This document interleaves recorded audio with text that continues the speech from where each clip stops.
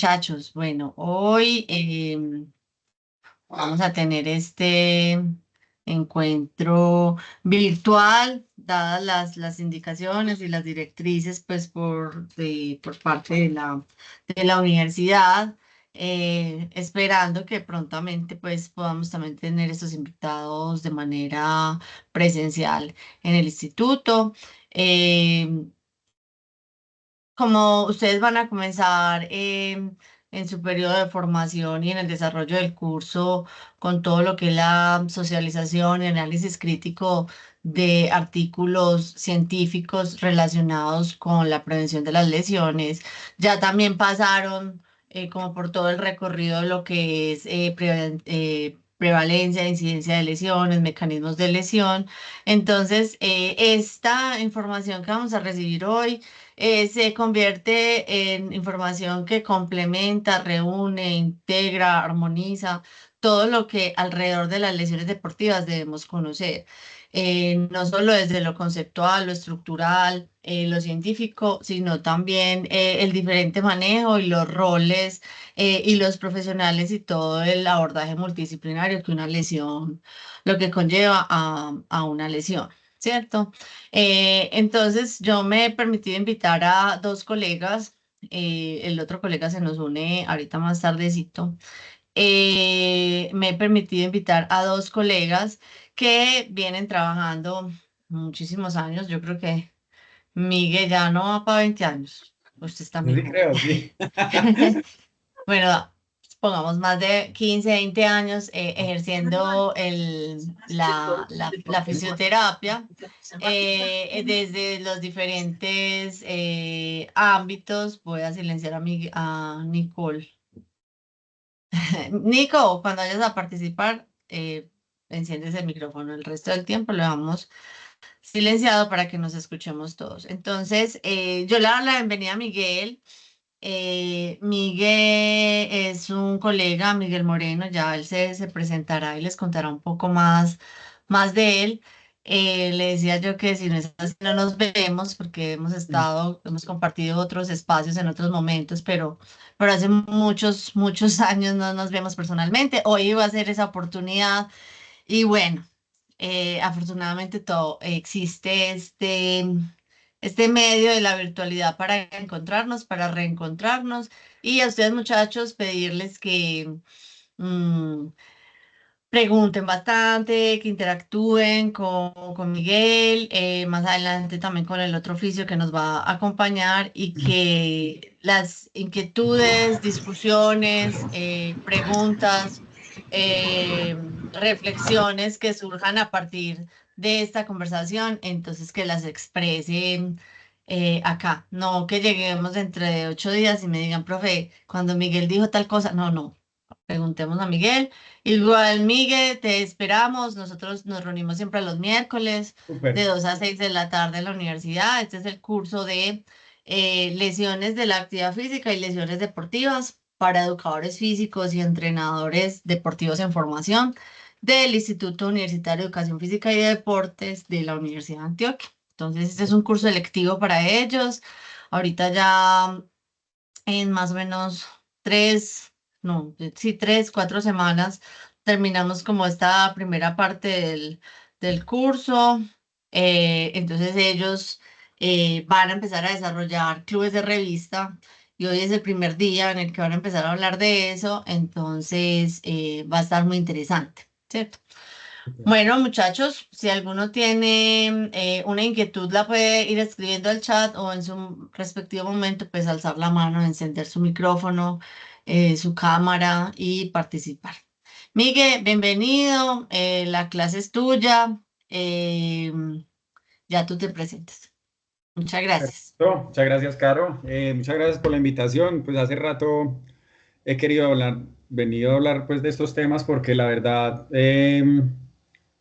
no sé cómo está en el mundo de la educación física en este momento todo lo que voy a hablar hoy. No es que yo sea el más actualizado del planeta, pero sí soy una persona bastante inquieta. Ya van a ver cómo cómo ha ido evolucionando pues el conocimiento en este mundo, tanto del ejercicio como de la fisioterapia, que van muy de la mano, ¿cierto? Que en realidad lo que nos separa casi siempre es el contexto. como dice esa frase que vemos ahí de este señor que se llama John Maynard Keynes, que es un economista británico, dice, la dificultad no es crear nuevas ideas, sino escapar de las antiguas. Vamos a ver qué tan antiguas son estas ideas o qué tan antiguas somos las ideas que tenemos desde antes, ¿cierto? O sea, en qué punto en este momento de conocimiento estamos todos nosotros. Como Carlos les dijo, yo me llamo Miguel Moreno, soy fisioterapeuta hace más o menos 18 años, ¿cierto? Y no he hecho ninguna especialización, pero sí he sido bastante inquieto y he hecho muchísimas certificaciones. Cuando salí de la universidad dije, no, yo tengo que aprender más de entrenamiento porque a mí me gusta es trabajar con atletas. Entonces hice ese curso que llama IHP, que es del Institute of Human Performance, allá en Boca Ratón, en Miami, ¿cierto? Después me empecé a dedicar mucho a los bailarines de ballet. Hice esa certificación en PBT, que es un curso como de entrenamiento para bailarines.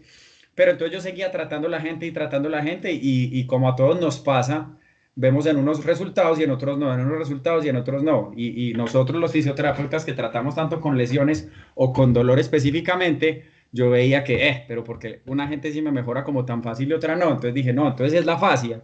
Entonces estudié toda esa parte de la fascia con todas esas las líneas anatómicas de Tom Myers, hice el curso de Kinetic Circuit para liberar fascias, después hablamos de eso, ¿cierto? Pero entonces seguía, una gente mejora y otra no. Entonces después dije, no, llegó esta gente de Farsi o de Functional Range Systems, que es una gente de Canadá. Estuve allá en Estados Unidos nuevamente, hice la certificación, después hice otra que es la de evaluación y después otra que se llama King Stretch, que son otro montón de técnicas que me fui dando cuenta yo, que sí, el conocimiento va avanzando, pero todavía sigue siendo una visión muy mecanicista y muy estructuralista del por qué nos lesionamos y todo eso.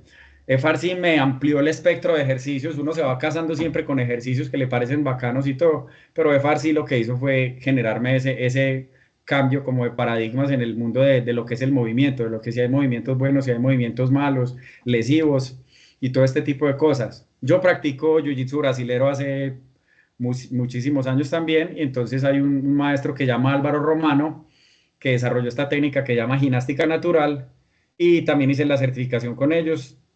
De hecho, el maestro Álvaro es un brasilero pues que tiene muchísimos años ya, todavía dicta las clases, tiene casi 70 años y es súper hábil, se mueve súper fácil. Y de hecho él la vende de una forma y uno ya que va a estudiar otras cosas se va dando cuenta que la gimnástica natural tiene un montón de componentes cognitivos que son bastante interesantes para rehabilitar a la gente. Entonces ya ahí se va dando cuenta uno cómo va avanzando el conocimiento y cómo va pasando de lo que es la estructura, de lo que es el cartílago, el tendón, y ya se va dando cuenta más adelante que a veces no tiene tanto que ver con eso el que la gente le perdure un dolor. Entonces ya encontré a esta gente que se llama Seed Health, que es otra gente de Estados Unidos, cursos supremamente costosos, y ellos lo llaman educación neurocéntrica o entrenamiento neurocéntrico, y ya tratan de entrenar a la gente desde movimientos oculares, movimientos vestibulares, trabajar el aparato vestibular y así sucesivamente. Pero yo seguía viendo, o sea, yo empezaba a aplicar esas cosas muchas veces del empirismo. Yo decía, ve, esto le debe funcionar, a unas personas les funcionaba y a otras personas no. Después estuve en un seminario que era biomecánica con el profesor Jorge Mario Vélez, pues que no sé si lo conocen, él me parece súper teso. Y él llegó un día a hablar de biomecánica, pero en el seminario no habló de biomecánica, sino de dolor y de neurociencia. Y yo dije, ve, tiene razón, pues, o sea, el dolor en realidad viene desde otro, hay que mirarlo desde otro punto de vista. Entonces dije, ve, voy a estudiar más el cerebro. Entonces hice ese diplomado en neurociencia y después hice un diplomado en dolor que es solamente abordaje en fisioterapia con una gente de México. Impresionantemente tesos eran ellos. Entonces yo dije, bueno, ya tengo todo este conocimiento y yo trataba de aplicarlo con los pacientes, pero me era difícil. Yo no encontraba cómo poder lograr y abordar todo este conocimiento. Entonces yo dije, no, tengo que ver cómo lo hacen, tengo que ver cómo lo hacen. Y empecé a escribirle a todos los fisioterapeutas del mundo, literalmente, a preguntarles cómo lo hacían. Unos me respondían, otros no. Y dije, no, voy a decirles si puedo ir. Yo tengo que ir a ver cómo lo hacen. Hasta que le escribí a un montón de gente, muchos se negaron, pero acá en la unidad de afrontamiento activo del dolor me dijeron, sí, nosotros te podemos recibir, mándeme las fechas y listo. Entonces me fui para allá con la fortuna de que es uno de los centros más especializados en el mundo sobre este tema que es el afrontamiento activo del dolor. y allá estuve un mes y viendo pues cómo se aplicaba todo esto. Entonces el conocimiento fue pasando desde la estructura, desde los ejercicios, desde el movimiento, a una cosa un poquito mucho más compleja que es toda la parte de neurociencia del dolor, ¿cierto? Pero entonces, ¿qué sabemos del dolor? Esta es una investigación, diría que no es la mejor investigación de todas, que hicieron en la Asociación Colombiana para Estudio del Dolor, que es de acá de Colombia, ACED.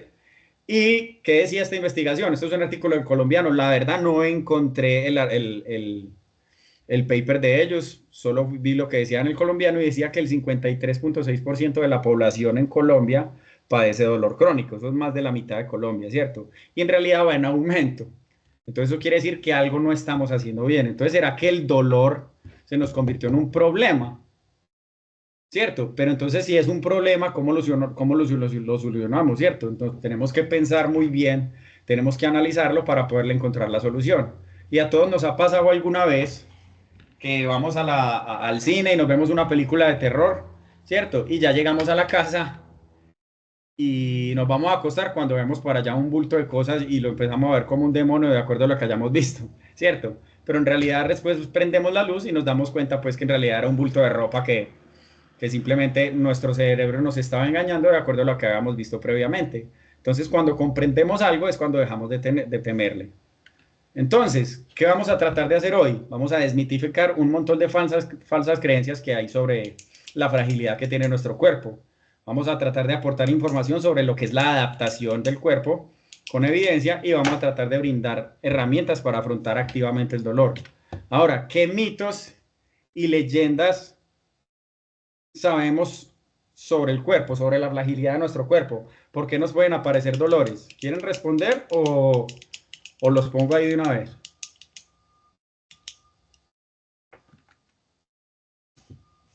¿Mm? Adelante, Jason. Buenas tardes, Miguel. Buenas tardes, compañeros y Caroline. Acorde pues a la pregunta que realizas, yo me desenvuelvo pues como entrenador y tengo pues como cercanía en el instruir a personas.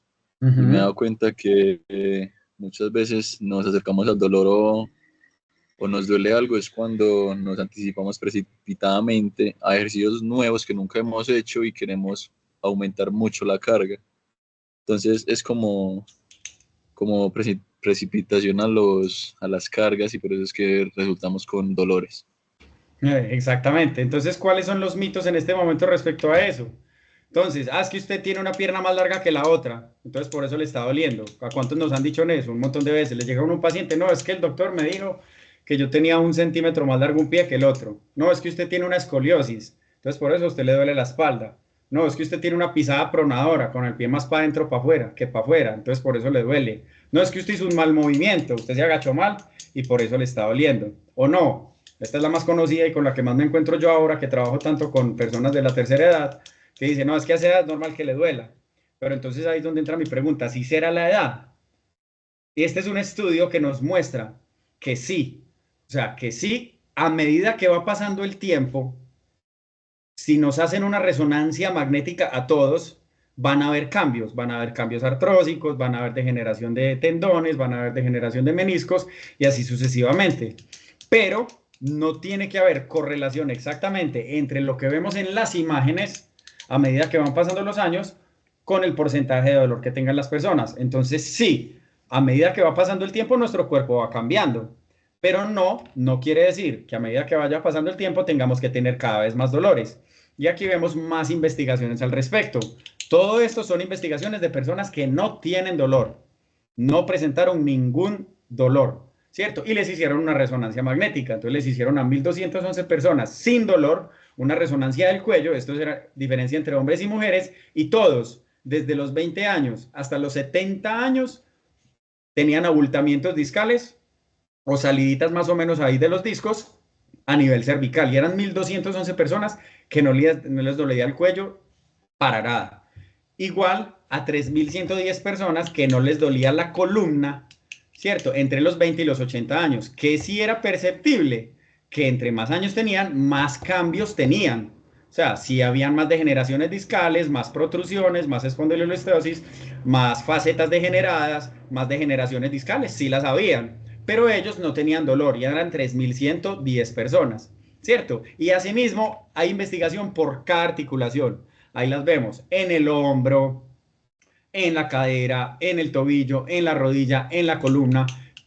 Si quieren buscar sobre anormalidades y dolor, pueden encontrar 1.000.000 de artículos al respecto y la verdad son artículos bastante buenos. Entonces, ¿será que sí hay malos movimientos? Esa es otra de las grandes preguntas. Entonces, ¿sí hay movimientos que sean malos per se? ¿Cierto? ¿O será que tiene más que ver con lo que acabó de decir el compañero, que nos precipitamos tal vez a aumentar las cargas en vez de ir adaptando al cuerpo a generar eso? Ahí nos queda esa pregunta. Entonces, este es el señor que le hace mantenimiento a nosotros en REACT, en el centro de rehabilitación con el que trabajo yo. Es un señor que pesa 120 kilos literalmente y mide unos 68. Y miren las posturas que él adquiere simplemente para arreglar las cosas. Y yo le pregunté, le decimos Chucho. Yo, Chucho, ¿a usted duele las rodillas? Me dijo, en la vida me han dolido. Y miren que realiza flexiones súper profundas y se apoya directamente sobre sus rodillas. Y él nunca ha presentado ningún dolor. Este es otro señor que vino a arreglarme la lavadora y aproveché y le tomé la foto. A veces hay movimientos que son inevitables para nosotros. Lo que deberíamos hacer es adaptar nuestros movimientos y no tratar de evitarlos. Entonces, ahora, el peso muerto, que es un ejercicio tan satanizado en el mundo de la medicina, mirándolo desde esa postura simplemente biomédica, ¿cierto? ¿Y qué nos muestra este estudio? Que esto es hasta 20 kilos, que moviendo un peso desde el piso con la columna completamente curvada, como llamémoslo el Jefferson Curl, ¿cierto? Es mucho más eficiente, o sea, tiene el triple de eficiencia, tiene menos actividad electromiográfica que hacer un peso muerto, como lo tratamos de hacer normalmente técnicamente. O sea, es mucho más eficiente mover pesos, mover una matera del piso que pese menos de 20 kilos, doblando la columna, que haciéndolo como normalmente nos enseñan, que no, dobles las rodillas, mantenga la columna recta y ese tipo de cosas. Pero entonces, ¿de dónde viene esa creencia de fragilidad? Porque eso lleva muchos años. O sea, se viene hablando hace muchos años de que en realidad nuestro cuerpo es súper frágil, que si usted se mueve mal, se va a lesionar, que si hace X o Y actividad, se va a lesionar, ¿cierto? Entonces, desde hace mucho tiempo empezó la biomecánica con Capanggi y con otro montón de autores pues al respecto y nos empezamos a pelicular, a meternos en el mundo de la biomecánica y a medir todo, ¿no? Es que si usted hace una sentadilla, es 8 veces su peso corporal sobre la patelofemoral, eso es verdad, pero ahorita vamos a ver otras cosas, ¿cierto? Entonces, ¿de dónde viene esa creencia de fragilidad? Tal vez empezamos a medir ese tipo de cosas sin medir también la capacidad que tenemos de tolerar. Esto es un ejemplo que es de la vida real y es algo que aprendí allá en España con un paciente, fue el que nos lo dio, diciéndonos esto. Vea, hagamos de cuenta, estos son unos amigos, esto es real. Ahí estoy yo en la foto, por aquí, ¿sí o no? Y dijeron, no, vámonos para Perú, compremos toda la misma moto, hágale, vámonos, y que la misma moto y nueva para que no nos varemos y que toda la cosa. Y ellos se pudieron ir para Perú y yo no. Entonces, ellos se fueron para Perú y recorrieron 16.000 kilómetros en 21 días. Pero yo no me pude ir por cuestiones laborales, me tocó irme a trabajar a Estados Unidos con unos golfistas. Entonces, ellos volvieron, llevaban 16.000 kilómetros, ¿cierto? Y yo solo llevaba 1.000 kilómetros porque yo me quedé acá. Entonces, lo que nos dicen normalmente es cuál moto está más desgastada, cuál moto se movió más, cuál puede tener las llantas simplemente más desgastadas porque se movió más, ¿cierto? Esa sería la moto de ellos, ¿cierto?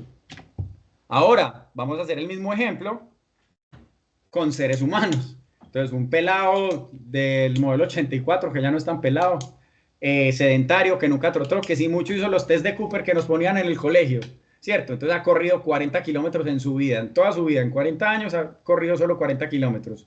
Y otro, modelo 84, que trotaba 4 kilómetros 3 veces a la semana, eso le daba más o menos 12 kilómetros a la semana, y por 20 años, digamos que ese señor lleva 14.400 kilómetros. Voy a dejar esa pregunta ahí, pero pensemos, ¿quién está más desgastado? ¿El sedentario o el que ya ha recorrido mucho más kilómetros? Y en las motos, ¿cuál estaría más desgastada, cierto? ¿Qué piensan ustedes? ¿Quién puede estar más desgastado de esos? ¿El sedentario o el que se ha movido más? ¿Quién tiene más ahorro articular? Dale. Dale, Jason. Pues dependiendo de cómo lo miremos, por ejemplo, si es un cuerpo que no está acondicionado, ¿cierto? El del sedentario. Entonces, digamos que sí puede tener unas condiciones de articulación, por ejemplo, en el cartílago, que van a estar mejor que el que las ha usado más, ¿cierto? Ya. Pero, ¿cómo está el resto de su estructura? Perfecto. Entonces, dependiendo. Listo, Jason. Yo pienso que en relación pues a las estructuras musculares, lo que no se usa adecuadamente se daña. Perfecto. Entonces ahí voy a dejar esa pregunta y ya de aquí en adelante la vamos a tratar de resolver. ¿Listo? Entonces, teniendo en cuenta esto, vamos a pensar, ya de acuerdo a estudios, simplemente mirar que primero, no somos máquinas mecánicas como lo es la moto. Este es un estudio que se llama el fallo del modelo biomecánico estructural en la terapia física. Un ejemplo con dolor bajo de espalda. Entonces, ¿qué muestra esto? ¿Qué nos dice? Que sí, que todo sistema mecánico tiene unos rangos de tolerancia, ¿cierto? Por ejemplo, la moto, si yo me paso de ciertas revoluciones, la moto se va a quemar, ¿cierto?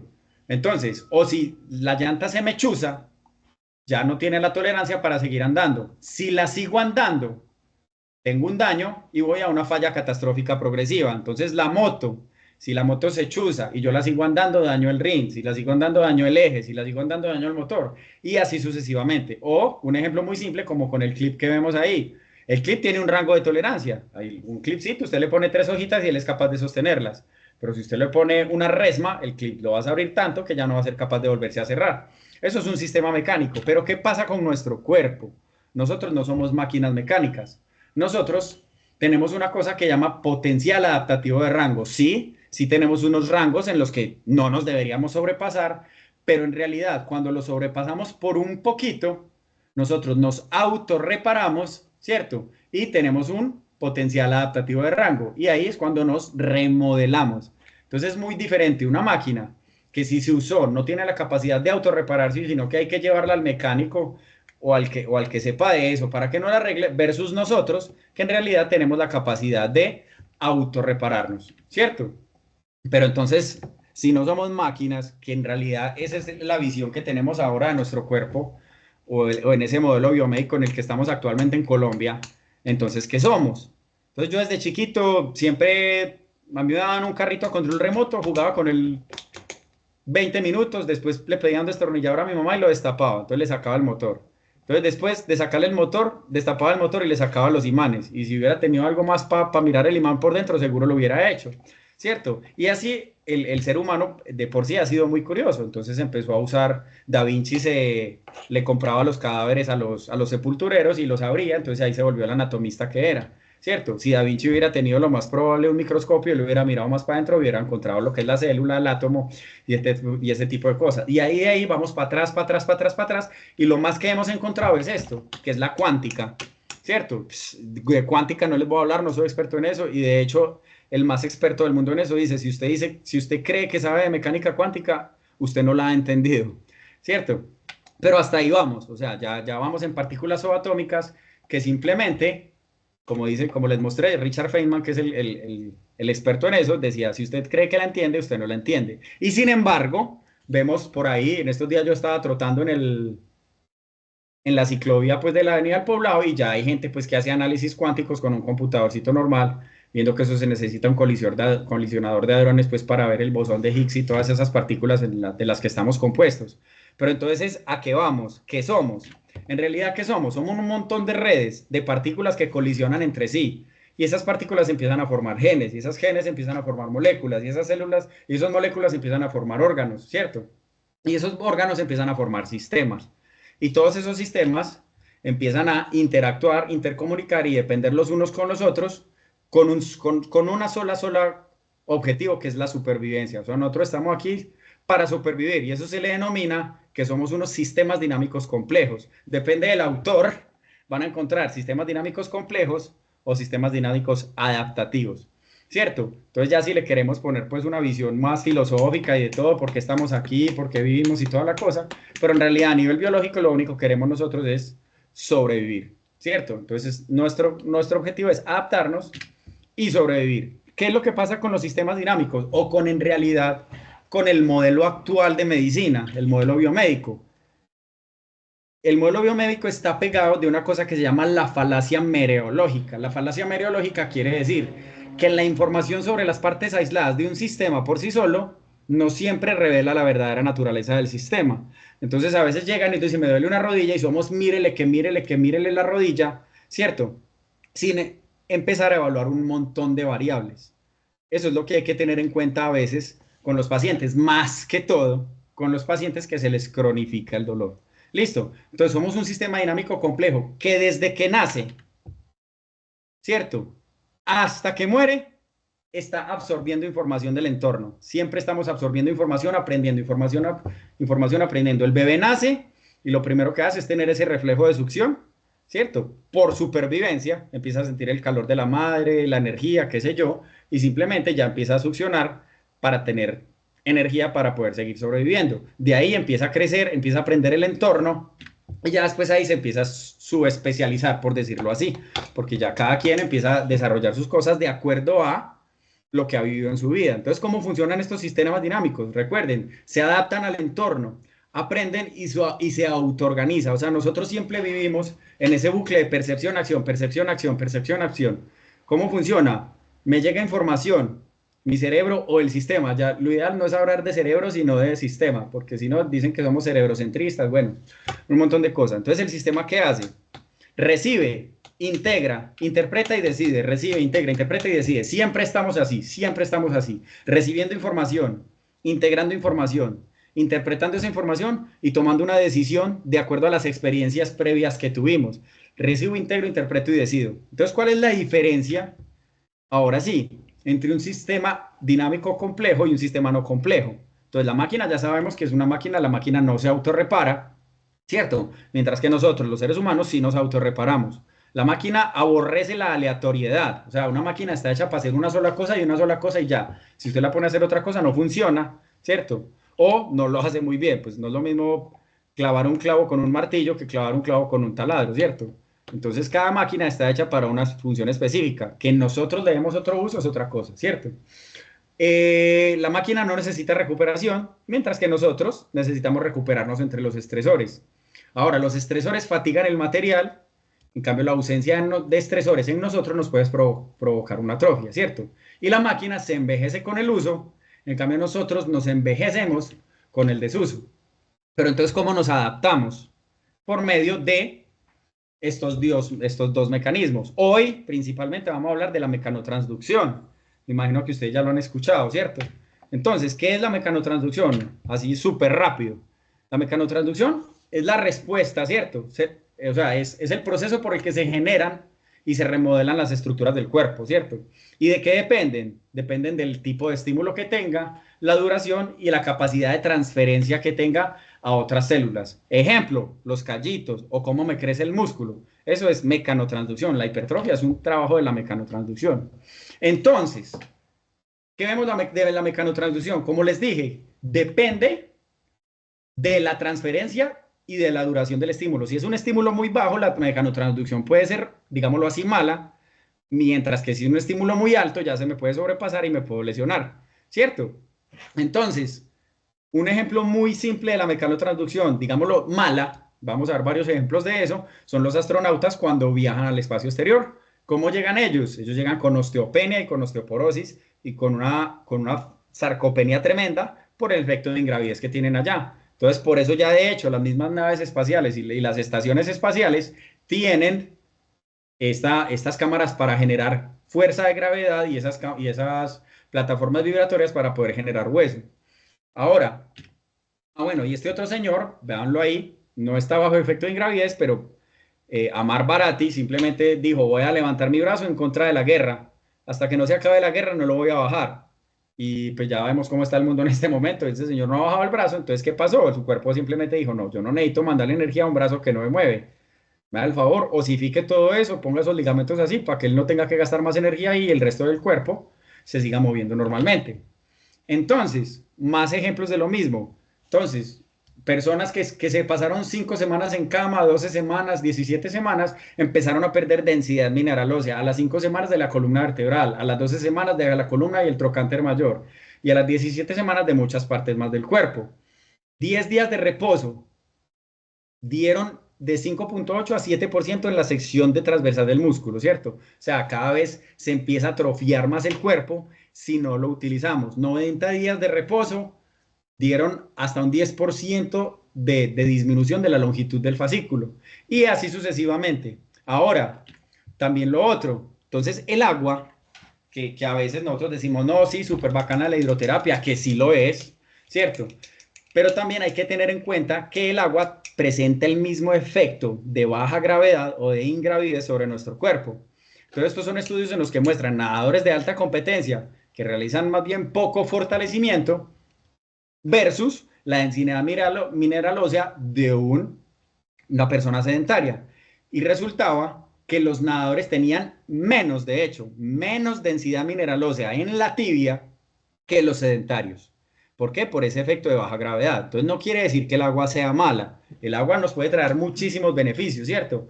Pero hay que tratar de compensarlo también porque nosotros somos seres, no somos anfibios ni somos acuáticos, somos terrestres y en realidad nuestro cuerpo está adaptado a la carga, a toda esa fuerza gravitacional que en todo momento nos está tratando, digámoslo así, de estripar, ¿cierto? Pero eso no solo a nivel osteomuscular. Este es un estudio súper largo de 40 años, ¿cierto? En el que mostraron que 20 días, o sea, 3 semanas de reposo en la cama, completamente acostada a una persona, fueron tan perjudiciales a nivel cardiovascular como 40 años de envejecimiento.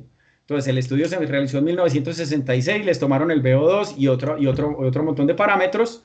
A las 20 días les volvieron a tomar el VO2 y se había rebajado a 2.4, como lo vemos acá, ¿cierto?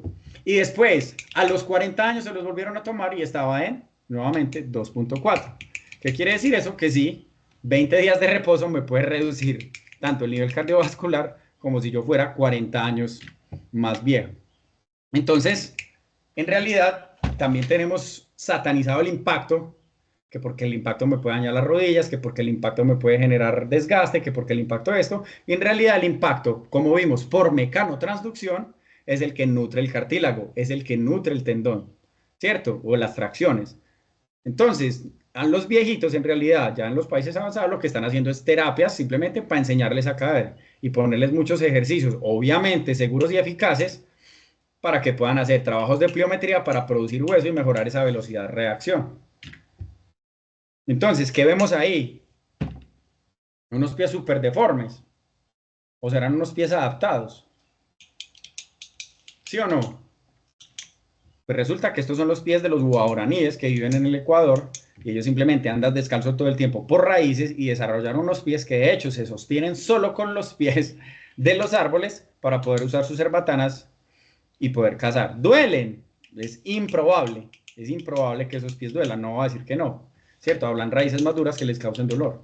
Y los Bayao en las Filipinas y en otro tipo de islas que tienen la capacidad de bajar hasta 70 metros, desarrollan el entorno, es el que nos define a nosotros. Nosotros no adaptamos el entorno a nosotros, el entorno nos empieza a cambiar. Y de hecho también vamos a ver más adelante cómo la sociedad también nos cambia. ¿Qué vemos aquí? Todos estos son cambios adaptativos. Uno diría, no, pues ¿qué son esas ronchas? ¿Qué es todo eso? Y en realidad es una violinista, porque si ustedes tienen algún amigo músico, mírenle los dedos, depende del instrumento que tocan y se darán cuenta que cada persona, de acuerdo a su actividad, empieza a cambiar su cuerpo. Todo eso es la mecanotransducción.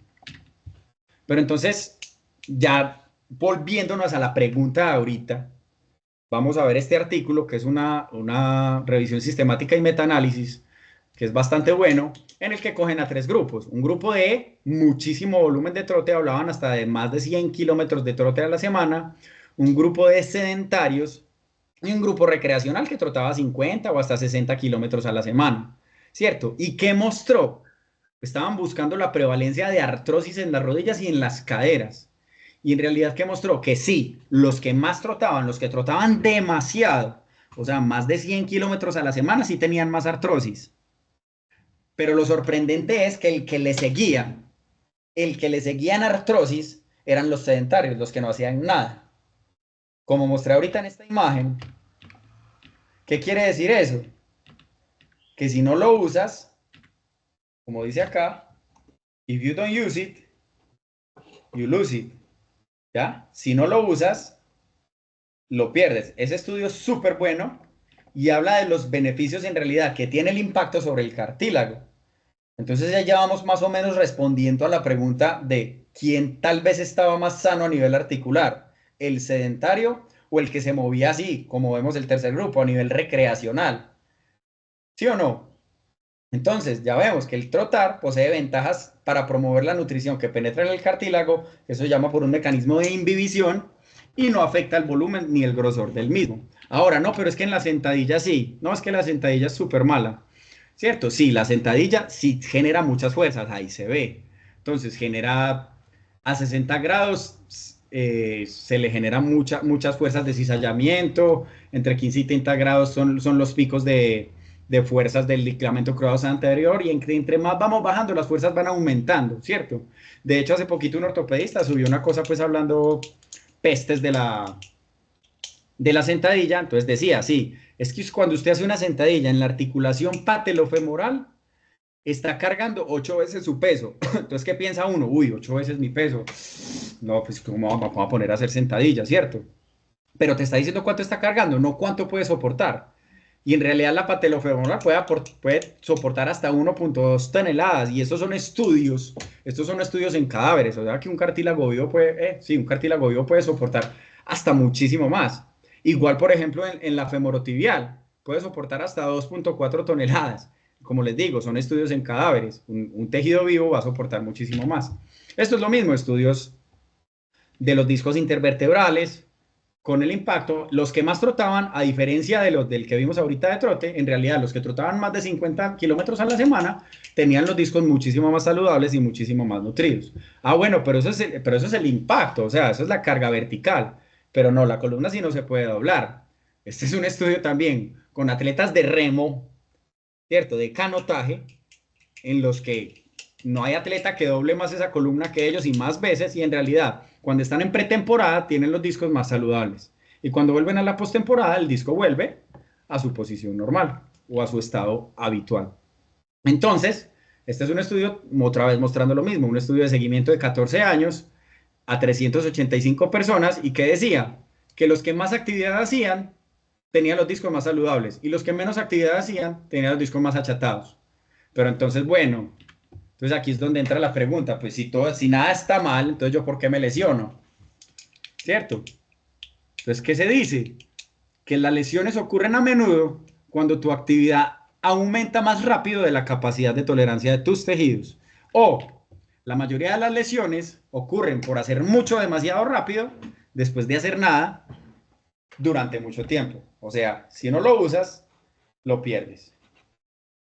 Entonces, otra vez, volvemos a la pregunta de por qué me lesiono. Sí, puede ser eso. Puede ser que yo haga un movimiento desconocido que mi cuerpo no estaba acostumbrado y me hago un desgarro. Pisé con el pie torcido y mi cuerpo no estaba tolerando esa carga en ese momento, entonces me hago un esguince de tobillo y así sucesivamente.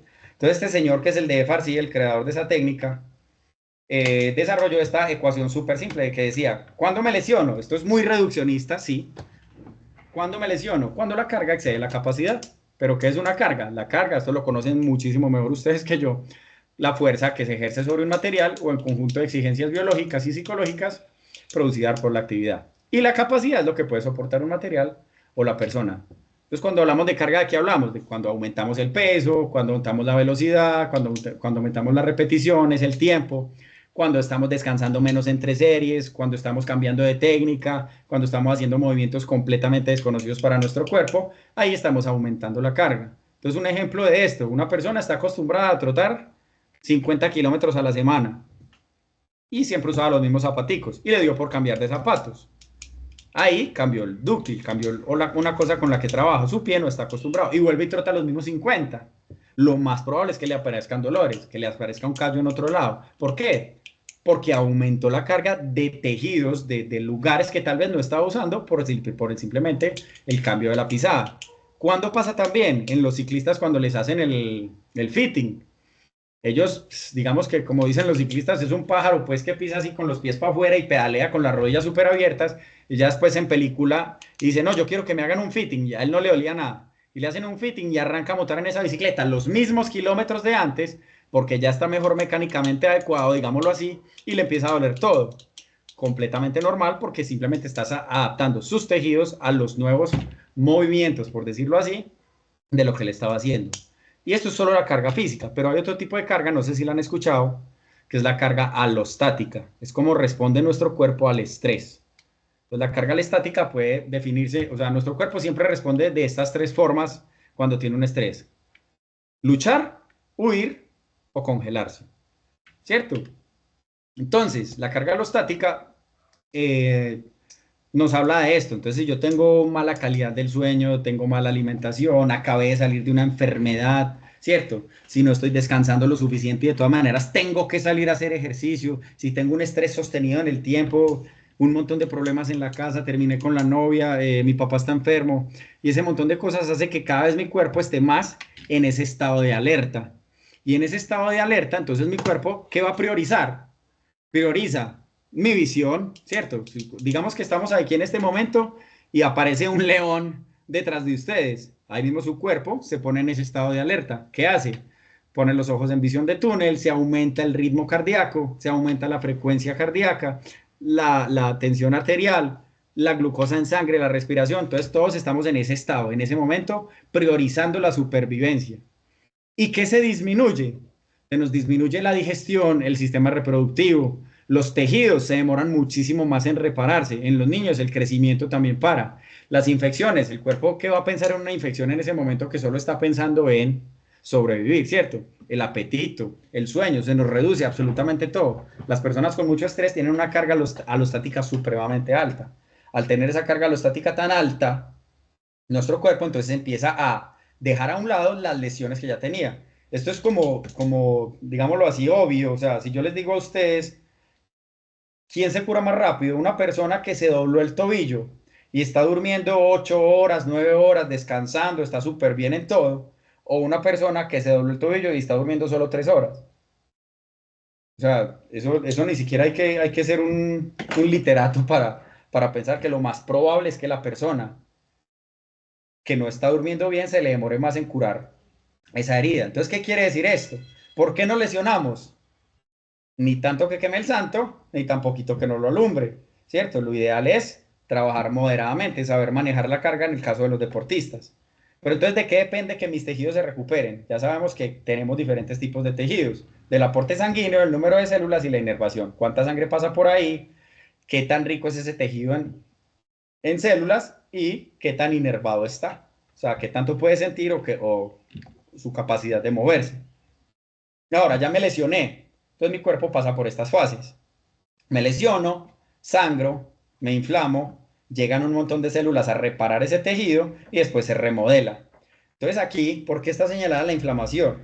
Porque hay un debate muy teso en este momento que la verdad lo va ganando los que defienden la inflamación.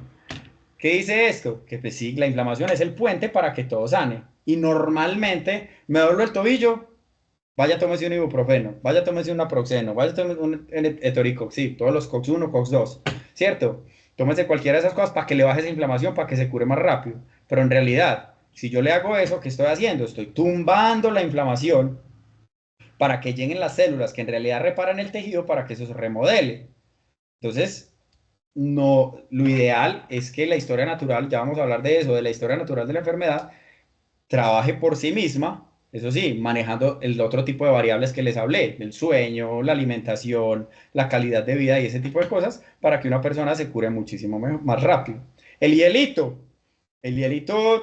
también puede interferir un poquito en esto, ¿cierto? Sin embargo, hay un fisio que dice, todos conocemos pues el protocolo el nuevo protocolo pues para trabajar los esguinces y eso, que se llama Peace and Love. Entonces, Peace and Love dice que no pongamos hielo, y él dice, pues Peace and Love, but ice is nice, ¿cierto? O sea, pero el hielo es sabroso. El hielo pues no va a interferir tanto a nivel orgánico y tanta cosa, y si la persona se siente bien, como dijo otro deportólogo, me decía, pues si el hielo me va a curar, si yo dejar de ponerle hielo a un paciente, me lo va a curar en menos, o sea, va a adelantar la recuperación en un mes, no se lo vuelvo a echar ni a la Coca-Cola. Entonces ahí es donde entran otro montón de variables, pues que hay que pensar también, hay que pensar en lo que el paciente cree, y si él siente que el hielito le hace bien, pues ponéselo. Yo personalmente ya no le estoy poniendo nada de este tipo de cosas a los pacientes. Ahora, este es un estudio muy bacano sobre la bursitis, sobre cómo la inflamación hace que la bursa libere células madre que tienen un gran potencial de diferenciación adipogénico, osteogénico, condrogénico. ¿Qué quiere decir eso? O sea, yo me dañé el manguito rotador, mi bursa se inflama para liberar células para que ese manguito se repare más rápido. Y normalmente cuando hacen una cirugía de hombro resecan, o sea, quitan por completo la bursa. Entonces puede que duela, la inflamación sí es molesta, genera esa sopa, toda esa sopa inflamatoria y todo, pero a veces es necesario tolerarla. Y nuevamente, hablando otra vez de la capacidad de sanar de nosotros. ¿Qué dice? En realidad, los pacientes con hernia discales, entre más grande sea la hernia, la probabilidad de que esa hernia se reabsorba. Cuando hablan de reabsorberse en estos artículos, hablan de un 40%, pero eso ya sigue siendo mucho. O sea, que se quiten un 40% simplemente porque nuestro sistema inmune se come ese pedacito de hernia y ya todo sigue trabajando normal. O sea, nuestro cuerpo tiene la capacidad de sanar por sí solo. Este es un estudio súper bacano, hablando también de cicatrización espontánea del ligamento cruzado anterior. Gente que se rompe el cruzado anterior, les hacen un protocolo con flexión de rodilla y se les regenera por completo, ¿cierto? Entonces yo hablé esto en Indeportes y el ortopedista pues dijo que cualquiera publicaba y un montón de cosas. Eso lo hice en octubre y hace más o menos un mes me llegó este... No, En Australia un médico.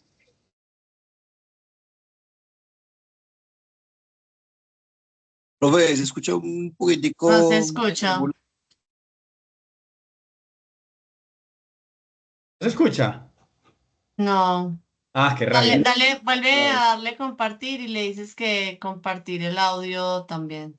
Voy. O si quieren No se puede ser. los mando y lo ves para no perder tiempo ahí. Simplemente es una noticia hablando de ese nuevo tratamiento que es, ya ha tratado más de 900 pacientes con éxito, con un protocolo de flexión de rodilla y en el que se recupera por completo el ligamento cruzado anterior.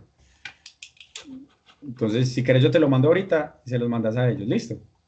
Porque siempre es dar el video. Listo, Miguel. Listo. Listo. Entonces, pero bueno, este man dijo que iba a hablar de dolor y no está hablando nada de eso, solo me habló de la capacidad de adaptación de los tejidos. Listo, entonces ya después yo dije, bueno, pero la gente pues se lesiona, pero a veces sanan y les sigue el dolor, o sea, ya vos les haces una resonancia y todo sale bien, y en el hueso todo sale bien, el ligamento todo sale bien, todo perfecto, eso curo, pero la persona dice, no, vení, pero a mí me sigue doliendo, ¿cierto?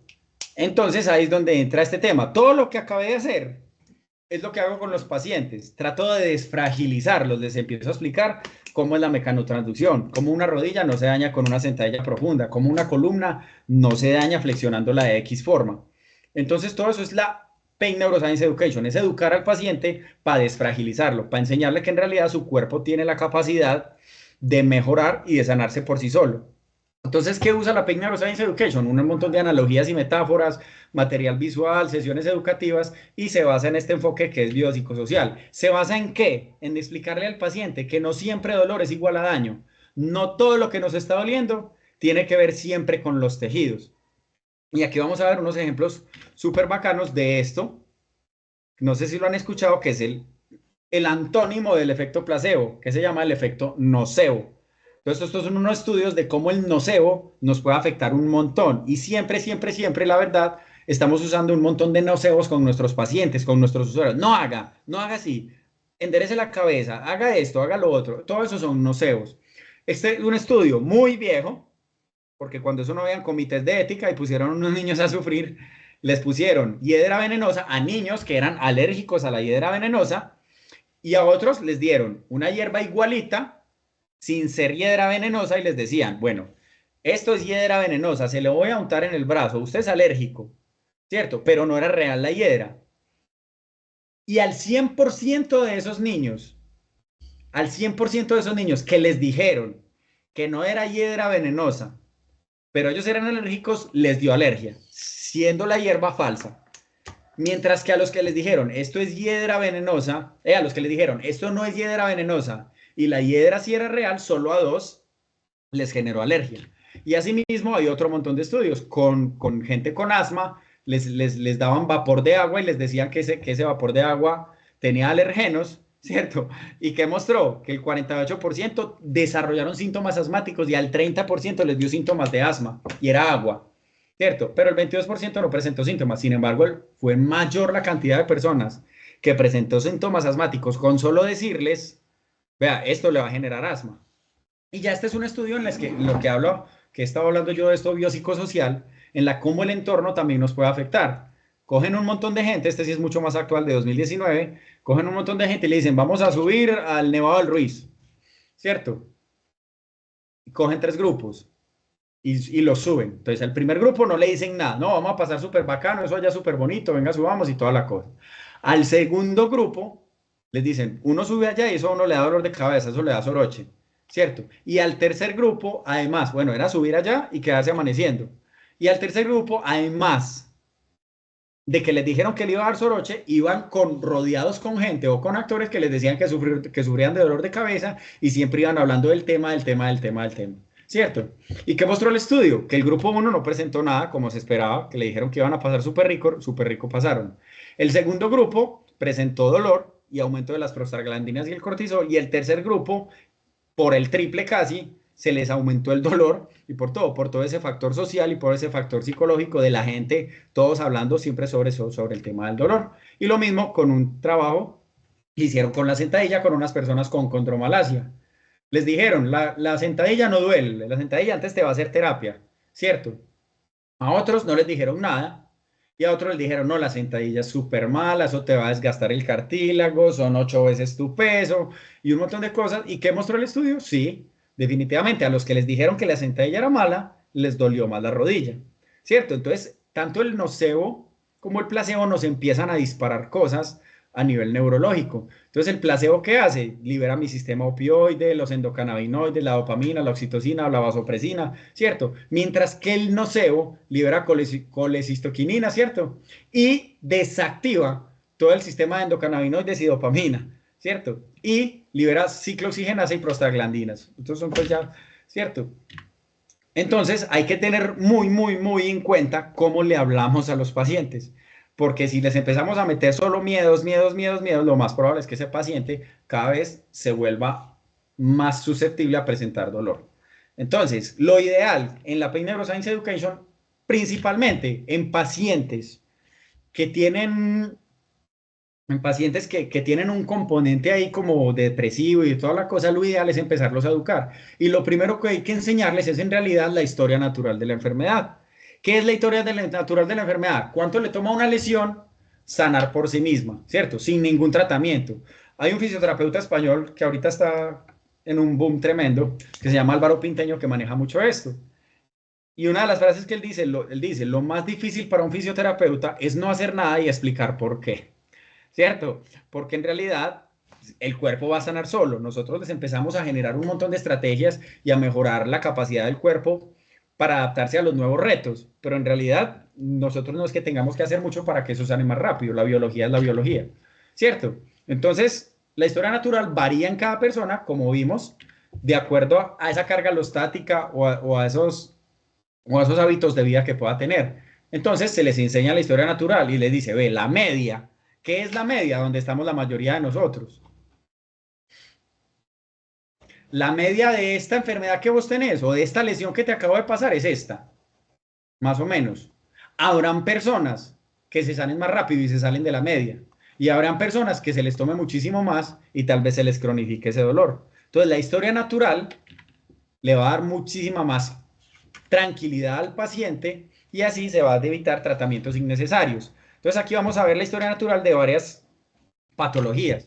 Es una lumbalgia aguda, o sea, una lumbalgia que te dio por primera vez. Tiene una mejora significativa entre 6 y 12 semanas. Miren que esto no es de la noche a la mañana, siempre es largo. De 6 a 12 semanas. Y el paciente a la semana ya lo están taqueando de antiinflamatorios o le están haciendo intervencionismo, le están poniendo PRP, un montón de cosas, viendo que es algo que simplemente en 12 semanas va a resolver.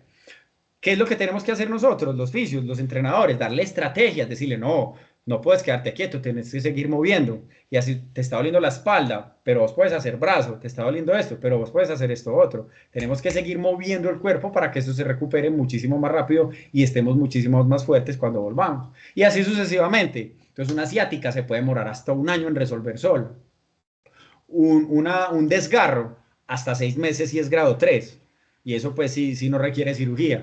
Un esguince de tobillo, si es grado 3, hasta de un año para abajo ya depende del esguince de tobillo. Los esguinces ya se está evaluando, lo ideal sería no calificarlos así, sino no por el nivel de ruptura, sino por el nivel de funcionalidad. Y así sucesivamente, un dolor subacromial se demora hasta 6 meses, una capsulitis adhesiva se ha demorado hasta 3 años en resolver. Por ejemplo, el codo de tenista, a mí me llegan pacientes con un mes de codo de tenista que ya los operaron y siguen con dolor. ¿Por qué? Porque no dejaron actuar la inflamación y todo, la historia natural de la enfermedad como debería ser. Y así sucesivamente, una fascitis plantar puede durar de un año a un año y medio, una hernia discal se puede reabsorber en 9 meses o 12 meses, ¿cierto? Entonces, ¿qué buscamos con la Pain Neuroscience Education? Tenemos todas estas preguntas y de ahí vamos evaluando al paciente. ¿Qué te pasó? Entonces ahí uno busca la posible causa. ¿A qué lo asocias? Eso es muy de bacanería, el paciente tiene que sentirse como que uno no es el que sabe, sino que es un trabajo que se va construyendo entre los dos. Entonces, ¿a qué lo asocias? Entonces dice, no, es que hice un mal movimiento. Ah, bueno, este man es estructuralista. Yo tengo que enseñarle que en realidad muchas veces eso no viene de la estructura, o que si se lesionó la estructura, esa estructura va a sanar. Todas esas creencias nocébicas. Y así sucesivamente, como ven en el cuadro. ¿Qué has dejado de hacer? ¿Cómo crees que este dolor va evolucionando? Entonces, si tiene kinesiofobia, ¿qué tengo que hacer yo? Entonces, empezarle a hacer todas esas estrategias que hacemos que son cross education, se me acaba de olvidar el nombre, lo que más hacemos. Modulación.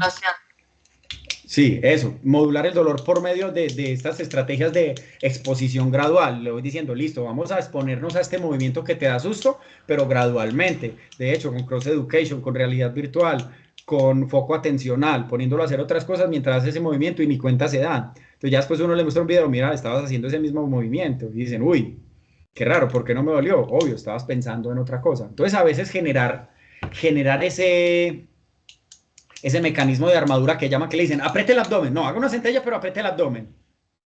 Vení, pero ¿cuánto? ¿El 20, el 30, el 40, el 100%? Si aprieto el abdomen el 100%, va a ser muy difícil concentrarme en la sentadilla.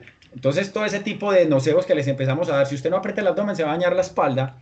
Lo ideal es empezarle al paciente que simplemente como sistema dinámico empiece a desarrollar sus estrategias para desarrollar sus propios movimientos.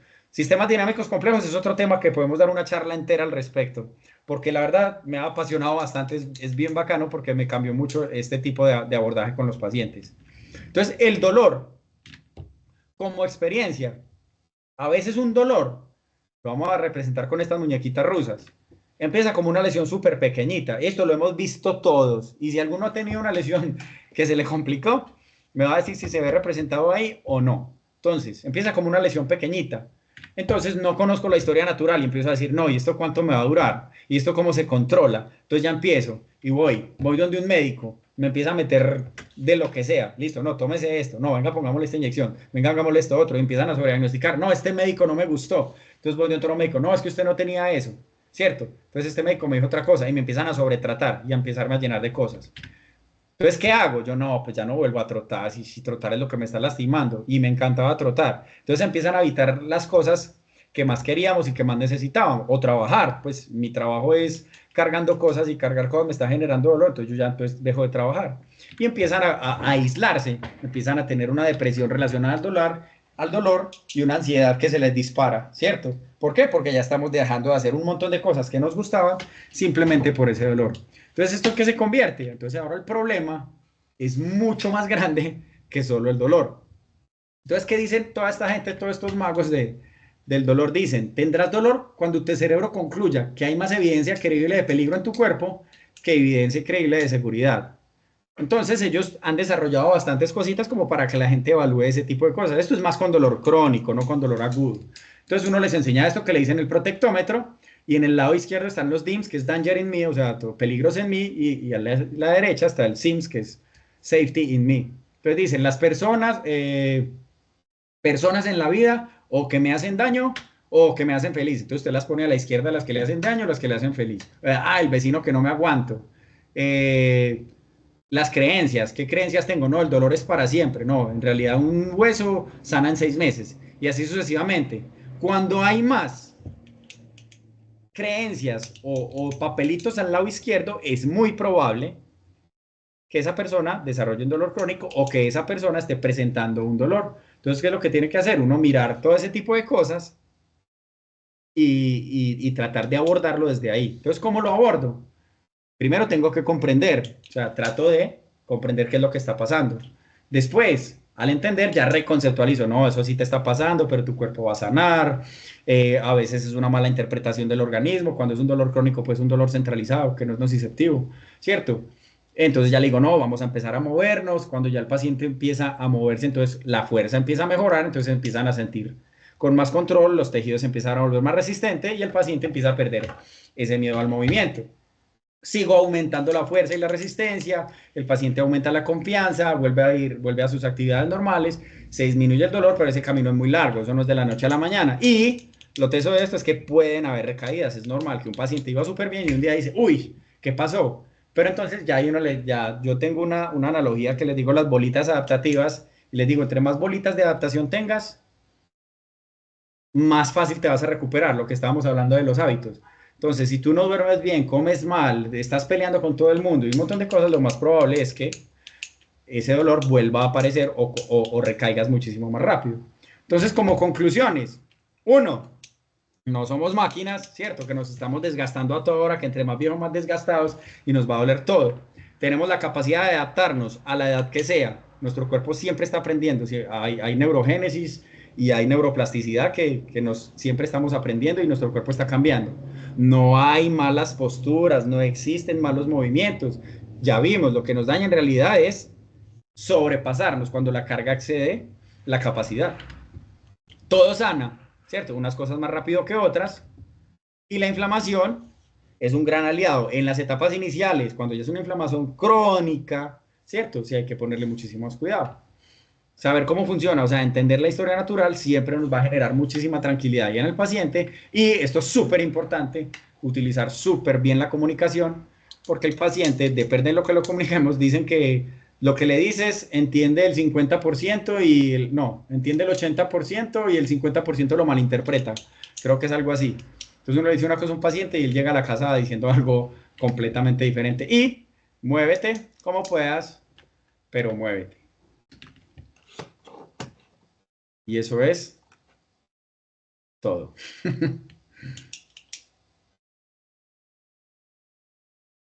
Bueno, Miguel, súper, súper interesante todo lo que nos estás compartiendo. Creo que has despertado en muchos de nosotros por acá por el interno me estaban escribiendo, pero yo sé que tal vez tengan inquietudes para socializarla en este momento. Yo quiero aprovechar también para darle la bienvenida al profe Guillermo Calle, que también ya se nos conectó por acá y que en unos momenticos nos va a compartir también lo que él tiene para compartir con nosotros. Así que muchachos, aprovechemos a Migue. No sé si Migue se nos va a quedar hasta el final Sí. para escuchar también a Guillermo y que tal vez haya algún complemento o otra vía de manejo distinta, ¿cierto? Son diferentes abordajes, como tú nos decías, has hecho todo un recorrido, pero incluso como con el ensayo de error, algunas cosas te han funcionado con tus pacientes, otros no. Cabe resaltar que a veces así la biología sea la biología, los cuerpos que están sometidos a mayor estrés, como los del deportista de rendimiento, tienen unas respuestas distintas en tiempo o en calidad. Entonces, eso vale pues mucho la pena seguir, digamos que aprendiendo y desaprendiendo con ese tipo de casos. Muchachos, inquietudes, comentarios para Miguel. Dale, José. Adelante. Profe, buenas tardes. Buenas. Profe, principalmente yo le iba a preguntar sobre la recuperación. Ujú. Lo tomo porque yo en mi vida nunca he tomado pastilla para el dolor, porque siempre he pensado que el cuerpo se va a recuperar solo. Ahora, estoy saliendo de una lesión de rodilla y pues un doctor me dijo que no me pusiera hielo, cosa que usted también lo dijo.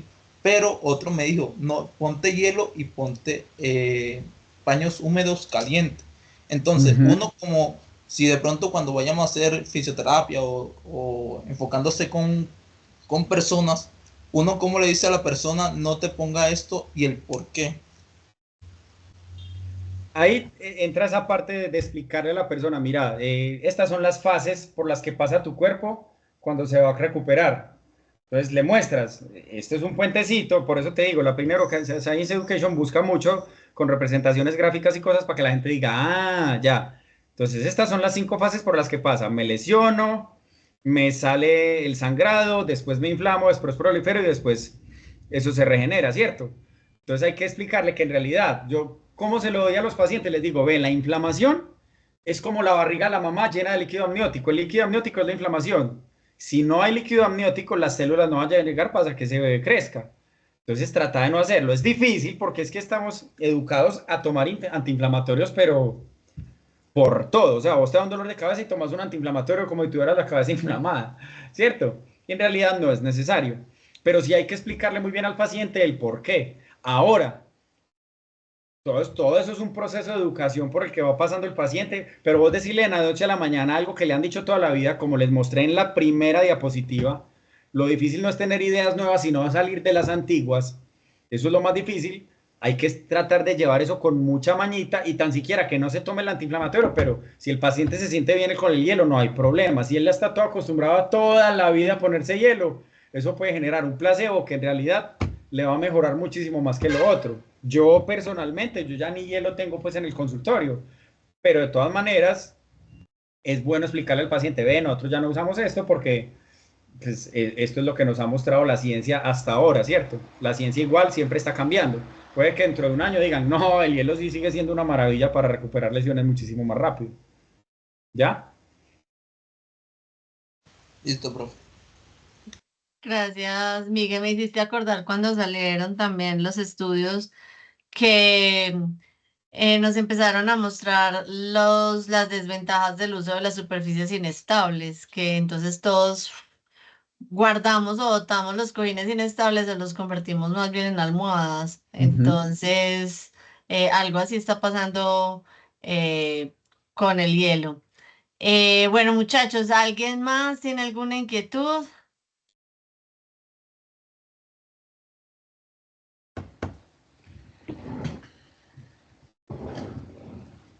Jason, que estaba tan activo al inicio. Joana.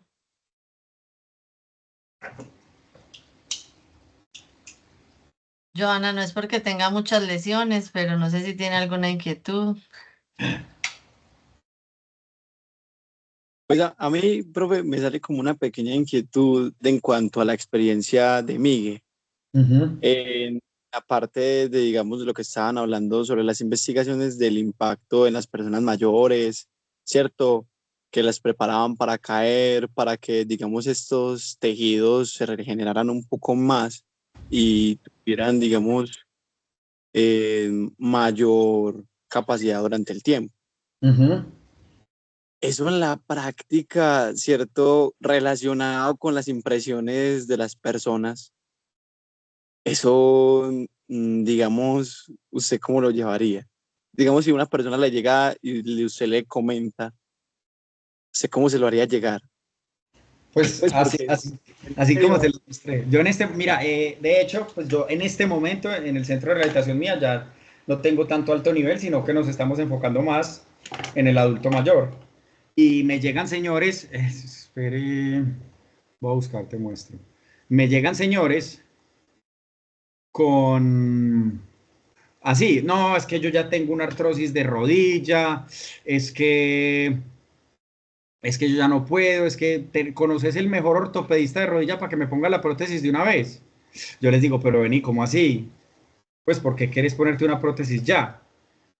Y le digo, no, pero vení, mira esto, ¿cierto? Espera, yo busco que por acá tengo una presentación, correlación. Y para que veas, creo que aquí tengo las conversaciones que he tenido con pacientes por chat. Dice, aquí está, mira.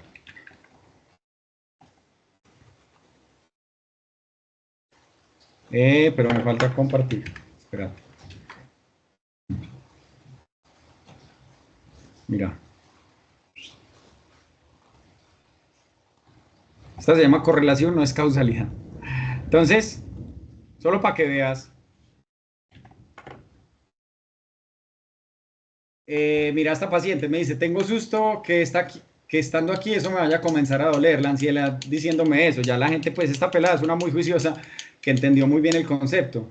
Entonces yo le dije, sí, lo peor es que uno piense que le parece raro que no le duela algo. O sea, esa pelada era un dolor crónico, pero impresionante, pues le dolía todo el lado derecho del cuerpo. Entonces, como ella me dice, como cuando uno ha tenido tantos dolores, lo raro es pensar que no le duela algo.